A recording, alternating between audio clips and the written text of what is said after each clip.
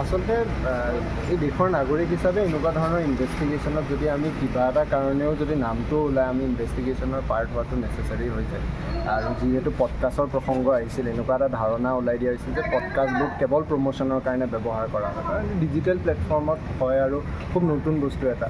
ইয়াতে সেইকাৰণে আজি আমাক ষ্টেটমেণ্ট এটা ৰেকৰ্ড কৰিবলৈ মতা হ'ল যে কি ধৰণে পডকাষ্টবোৰ আমি কৰোঁ, কিয় কৰোঁ আৰু কেনেকৈ তেওঁক বিশেষকৈ চুমি বৰাক আমি নিমন্ত্ৰণ জনাইছিলোঁ।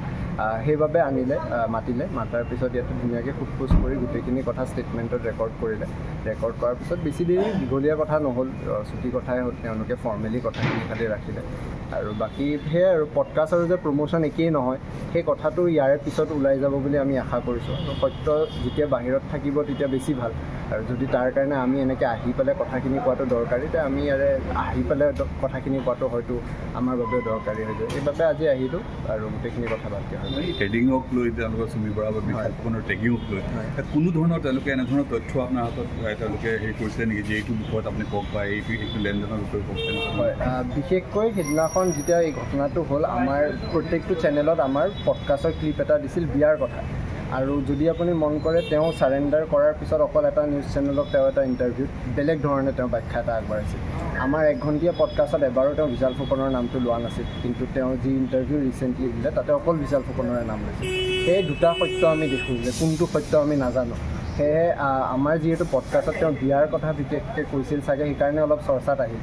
আৰু বিশেষকৈ স্কেম বা ট্ৰেডিং যোনটোৰ কথা তেওঁলোকে স্কেমটো কৰিলে সেই কথা আমি পডকাষ্টত আলোচনা কৰা নাছিলোঁ, কেৱল বিয়াৰ কথাই আলোচনা কৰিছোঁ। সেয়েহে এতিয়া আমাক সেইখিনি কথাই আজি সুধিলে, সোধাৰ পিছত সেইখিনি কথা আমি ষ্টেটমেণ্টত দিলোঁ, ভালকৈ ক'লোঁ কথাখিনি। আৰু সেই মানে গোটেই CIDৰ কথাটো মই কৈছোঁ, যিহেতু তদন্ত চলি আছে, যিসকল আচলতে তেওঁলোকে ইয়াৰ লগত জড়িত তেওঁলোকে কোনো ধৰণৰ একশ্যন লোৱাৰ পৰা তেওঁলোকে নোৱাৰি এনেধৰণে ইউটিউবাৰ হওক বা পডকাষ্টাৰ কিছুমান সংবাদ মাধ্যম তেওঁলোকে যে জেৰা আৰম্ভ কৰিছে, এই প্ৰসংগত কি ক'ব? সেইটো আচৰিত লাগিছে, কাৰণ ৰাজীৱ বৰা মই আজি সুধিলোঁ ধৰিলে নে, কৈছে নাই আজিও পলাতক। তাৰপিছত আমি আহি ইয়াতে এতিয়া ষ্টেটমেণ্ট দিবলগীয়া হৈ আছে এটা এনেকুৱা ইণ্টাৰভিউৰ কাৰণে যোনটো ছ'চিয়েল মিডিয়াত আছে, আৰু এনেকুৱা নহয় যে ডিলিট কৰিছে। মানুহেতো গমো নাপালে হয় যদি আমি এৰেষ্ট হোৱাৰ পিছত ক্লিপটো ভাইৰেল নকৰিলোঁ হয়। সেই আচৰিত লাগে আৰু আৰক্ষী কিবা তেওঁলোকেও হয়তো কিবা এটা পৰিকল্পনা হাতত লৈছে, যাৰ কাৰণে আমাক মাতি আনিছে।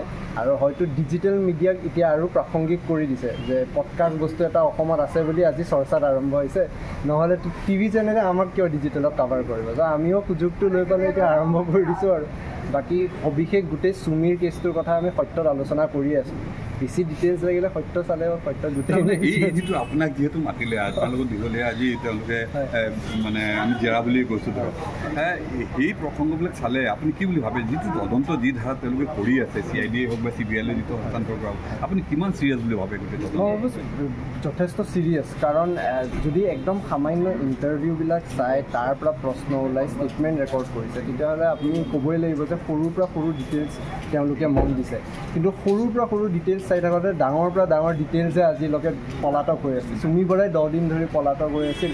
কেমেৰাৰ আগত কৈ দিলে যে ডিব্ৰুগড়তে তেওঁ লুকাই আছিল, তাৰপিছতো ধৰিব নোৱাৰিলে। এতিয়া আচৰিতটো ময়ো, আপোনালোক যিমান হতভম্ব হৈছে আচৰিত হৈছে, ময়ো ইমানে আচৰিত হৈছোঁ। কিন্তু নাগৰিক হিচাপে আমাৰ যি কৰ্তব্য আমি সেইখিনি কৰি যাম। আৰু অনাগত দিনতো যদি আহি এনেকুৱা কিবা ষ্টেটমেণ্ট দিয়াটো প্ৰয়োজন হয় আমি আহিম। আজি আপোনাৰ কোনে ইয়াৰে এডিশ্যনেল SP মেম আছিল, আগৰৱালা মেম, তেওঁ গোটেইখিনি আপুনি চাই থকা বুলি গম পালোঁ, তেওঁৱে লৈছে। ধন্যবাদ। Thank U.